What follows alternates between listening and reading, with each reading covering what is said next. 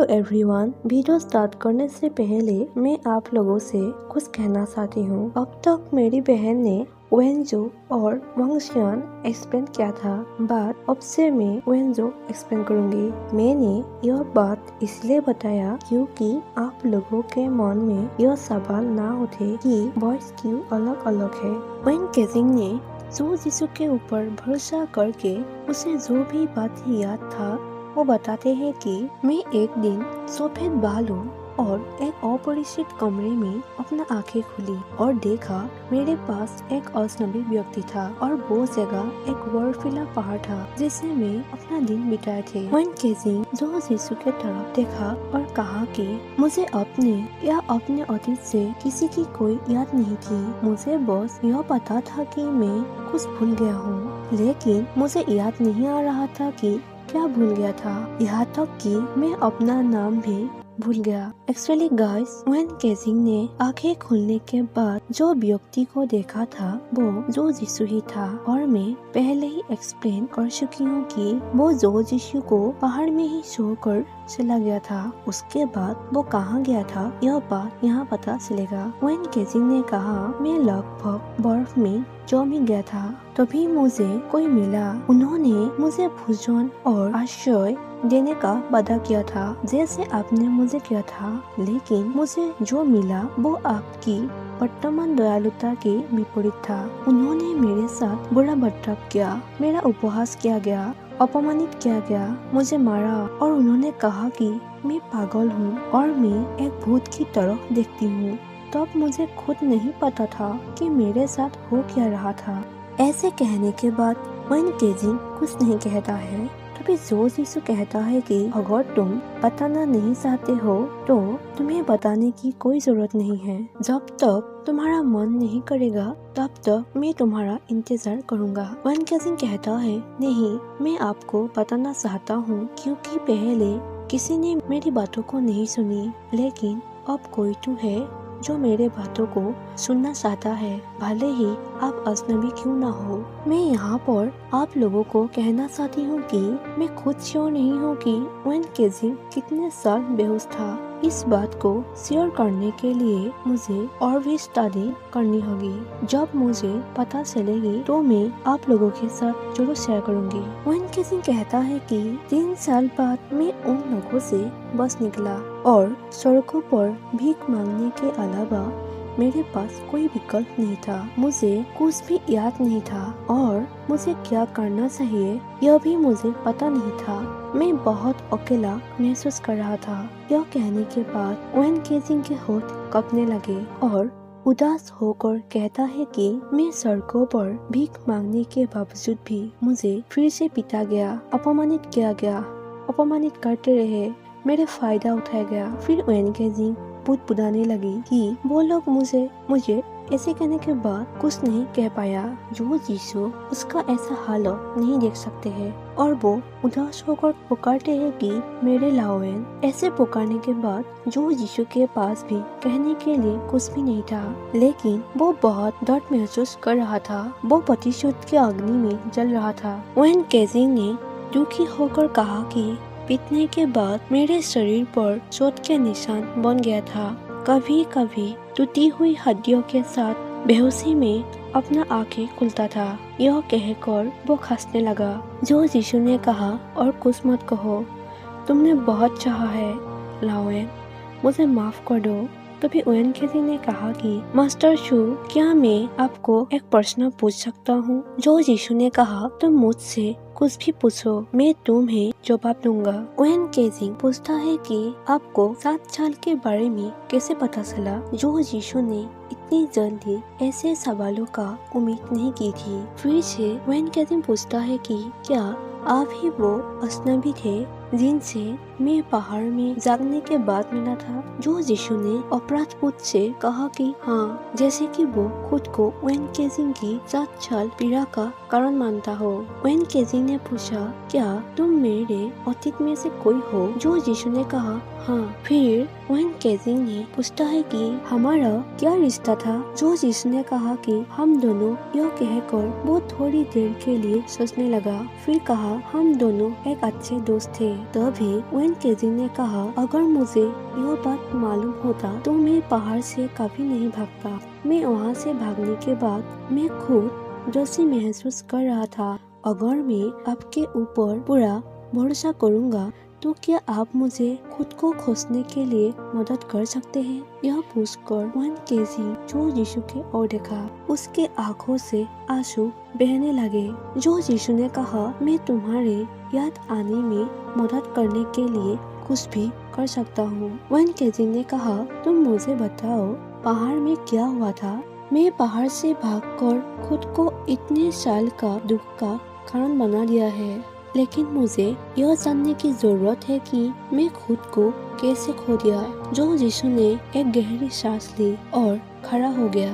जड़ी बूटियों को बगल की टेबल पर पीसने के लिए बैठ गया और वेन केजिंग से कहा, अगर मैं तुम्हें कुछ कहूँगा तो तुम मुझ पर विश्वास नहीं करोगे। तभी वेन केजिंग ने जड़ी बूटियों के बारे में पूछा कि यह किसके लिए है। फिर कहा, क्या तुम मुझे कुछ बताओगे? लेकिन जो यीशु ने चुपचाप जड़ी बूटियों को पीसने लगा। जो यीशु को समझ नहीं आ रहा था कि बातों को कहां से शुरू करे, क्योंकि उन लोगों की कहानी इतनी असाधारण और असली थी।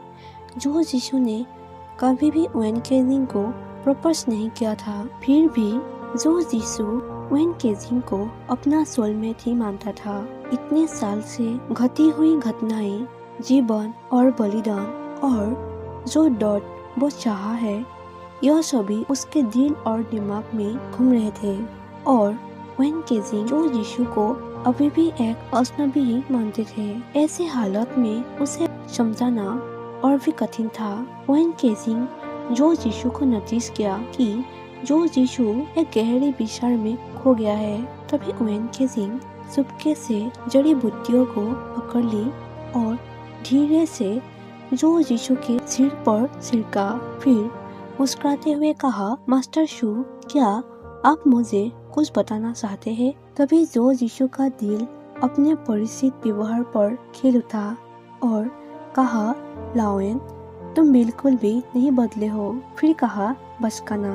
वेन केजिंग हर बार जब वो जो यीशु से उस दिन की घटनाओं के बारे में पूछता है तो जो यीशु कहता है कि तुम मार्शल आर्ट्स में एक गलत स्कर्ल का अभ्यास किया, जिसके कारण तुम्हारे बाल सफेद हो गई और तुम सारी यादें खो दी। यह बात सुनने के बाद भी वेन केजिंग हैरान नहीं थे, लेकिन वेन केजिंग ने जितनी बार जो यीशु से उस दिन के बारे में पूछा, जो यीशु ने हर बार बातों को बदल के जवाब दिया। जो यीशु वेन केजिंग से कहा कि तुम्हारे साथ जिन्होंने भी बुरा बर्ताव किया था, उन लोगों से मैं बदला जरूर लूंगा। लेकिन वेन केजिंग इस बात को सुनकर भी खुश नहीं था, बल्कि हैरान था यह सोचकर कि यह अजनबी व्यक्ति मुझे इतना प्यार क्यों कर रहे हैं, इतना परवाह क्यों कर रहे हैं। जो यीशु वेन केजिंग का अच्छे तरह से ख्याल रखने लगा।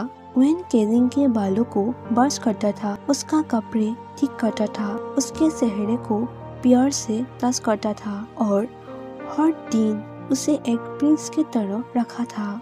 यह सभी से वेन केजिंग के मन में बहुत सारे सवाल था। जो यीशु के साथ ऐसे खुश हफ्ते बिताने के बाद वेन केजिंग के दिल में जो यीशु के लिए एक अलग सा फीलिंग महसूस हुआ। जो फीलिंग्स शायद उसके दिल में पहले था।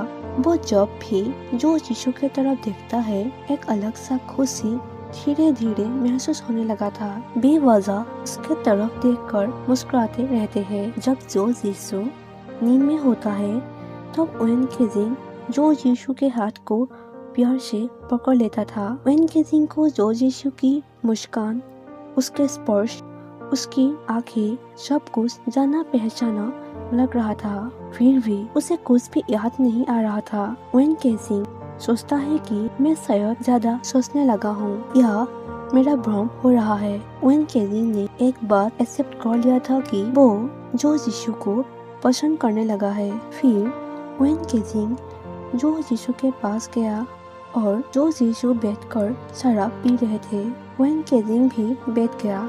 जो यीशु ने वेन केजिंग के तरफ देखकर मुस्कुराने लगा और पूछा, क्या तुम अच्छा महसूस कर रहे हो? वेन केजिंग ने कहा, मेरे ख्याल रखने के लिए आपका धन्यवाद। पहले वेन केजिंग की तबीयत बहुत खराब थी, लेकिन अब जो यीशु के कारण उसका तबीयत ठीक हो गई।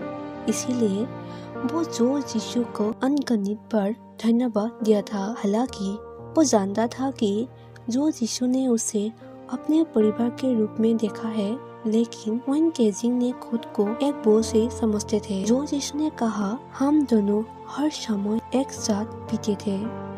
तभी वेन केजिंग ने दोषी महसूस किया, क्योंकि उसे कुछ भी याद नहीं था कि वो क्या कह रहा है। फिर भी वेन केजिंग ने कहा कि आप और अकेलापन महसूस नहीं करोगे। वेन केजिंग ने जो यीशु पर अपनी निगाहें टिकाते हुए कहा, सान आज कितना सुंदर है।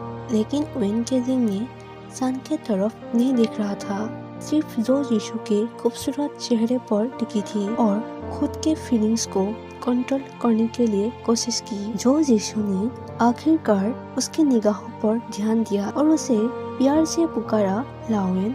यह कहकर जो यीशु शर्मा गया, लेकिन वेन केजिंग ने अपने आंखें नहीं हटाई, बल्कि जो यीशु से पूछा कि क्या आपका कोई सोलमेट है? जो यीशु ने कहा, क्या तुमने अचानक ऐसा क्यों पूछा? वेन केजिंग ने शराब पीते हुए कहा, यदि आपके पास सोलमेट है तो मैं उसे जलस फील कर रहा हूँ। जो यीशु चुप रहा, लेकिन उसका दिल उसके साथी से धड़क रहा था।